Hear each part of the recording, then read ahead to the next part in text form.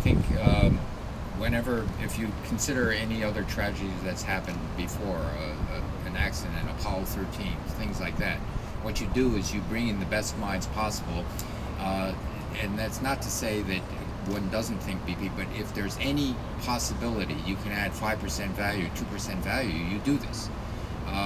The other thing is that we spent the morning and several weeks now talking to the BP engineers, and again, what reason you do this is so there's a triage, there's a menu of technical possibilities that could happen, and so you're looking down each one. How many of these can you push in parallel, just in case one fails? There's something else going on. Now, to a layperson, that might look like you're flailing around, but believe me, that is not flailing. That is actually saying that there could be 2 or 3 ways to stop this. We're going to pursue all of them in parallel as much as we can, and so you have this, and then you're triaging other things. And so again, the only thing we're doing is saying, if there's any way the intellectual horsepower of the scientific and engineering community of the United States can add value, we should do this, and that's what we're doing.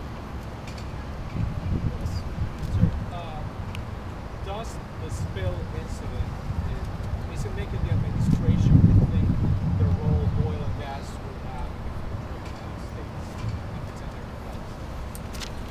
defense? We are, the President has directed me to deliver a report to him by the end of May. In that time frame, we will look at what the safety issues are with respect to outer continental shelf development, and we'll make whatever adjustments need to be made. Dr. Chu and others will be involved as we move forward with unfolding whatever adjustments we do have to make. It is important for everyone to recognize and to keep remembering that most of you probably drove here in cars and you were using oil or natural gas to get here.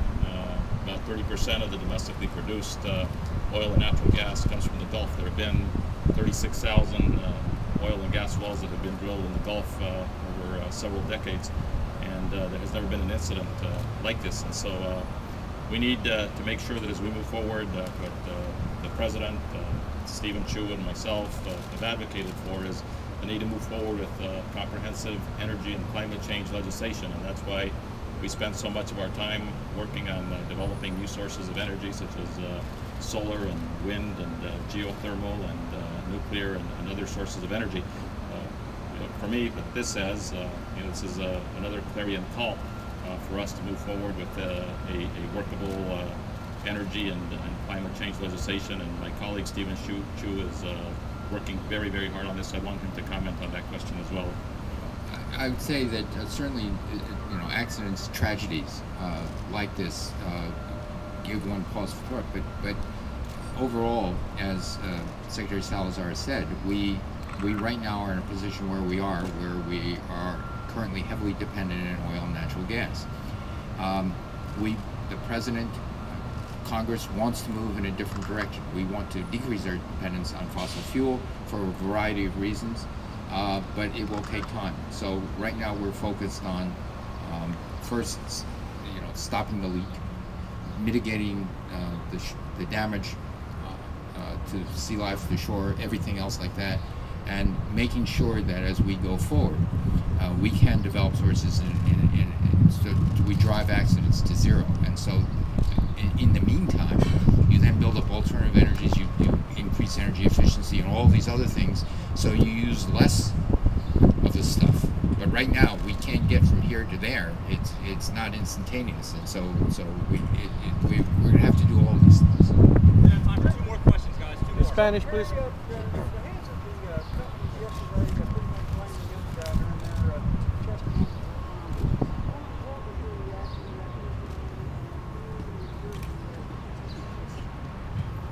I read the testimony last night on the plane here from the various companies. The fact of the matter is there's going to be lots of blame to go around. What I find comforting here are the very clear statements that BP itself has made as the operator and responsible party here, that they will be responsible for not only the response to the incident, but also with respect to all damages that arise from the incident. they're not alone in this, because there are a number of other companies from Halliburton to Transocean to a number of others whose liability will be examined. But that's really a question ultimately for tomorrow. The question really for today and the emergency that we are in is to try to make sure that the eyes and the minds of everybody are focused on stopping the problem, which essentially means killing this well, and protecting the valuable shores and coastlines of America. Is BP working on anything right now you think is going to work?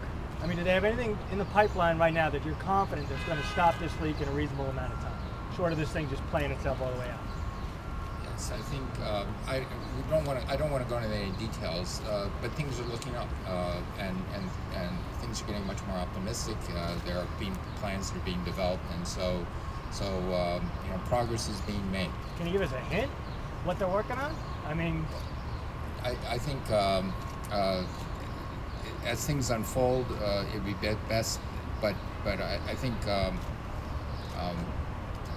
let's just say that I'm feeling more comfortable than I was a week ago, and more comfortable than I was 2 weeks ago. So I think things are beginning to look optimistic. But then, one has to also manage expectations. If I don't want a reporter to be saying, "Oh, the Secretary of Energy says it's under control," right?